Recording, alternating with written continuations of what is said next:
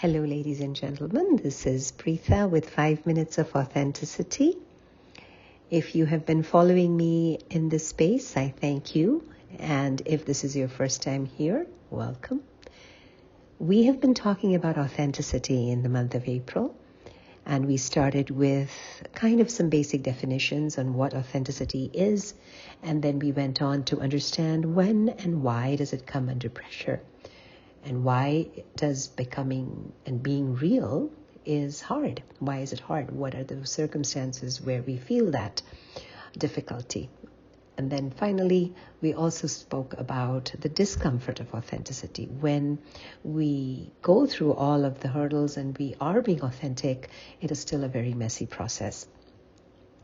We concluded from those four sections in this series that while authenticity is a hard journey, it is a continuous process of development and reflection. It is a choice between staying where we are and not being ourselves, or choosing to be real at the cost of certain sacrifices. That is where the discomfort comes about. But the one conclusion we can all draw from all of this discussion is that authenticity is a journey. And we will conclude the series today with the focus on our inner compass. I've always felt as a life coach, my job is to help my clients define their journey and their purpose and their destination.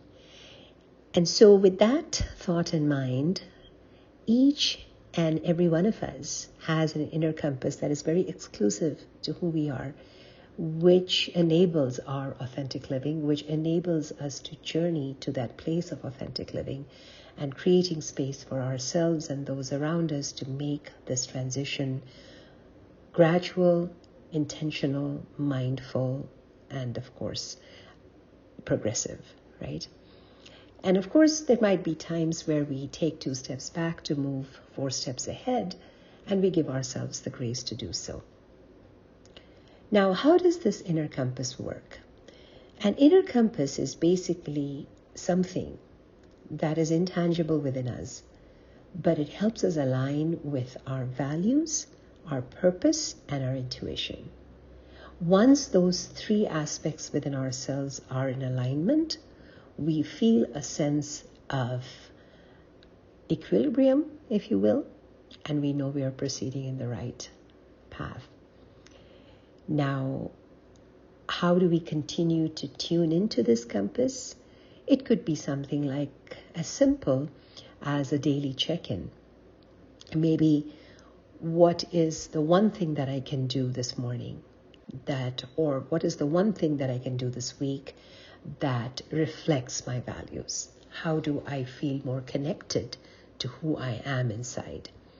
It could be anything from sending a thoughtful note to somebody, or doing an act of service, or being a little bit kinder to yourself. The values exercise is important as well when we think of our values, and these may be very different for each of us. But imagine there is a professional artist, and they define their top 3 values as creativity, authenticity, and connection, right? Now, when they start to take art, which they are going to create, they might reflect on those values and say, okay, am I really focusing on these 3 aspects that I have chosen as my values? Now, these could be very different for a teacher, for a doctor, for a professional in a different field, for a sports person. So those check-ins, those values exercises are important to see that alignment. A compass often goes out of sync when life throws curveballs at us, right? That happens to all of us.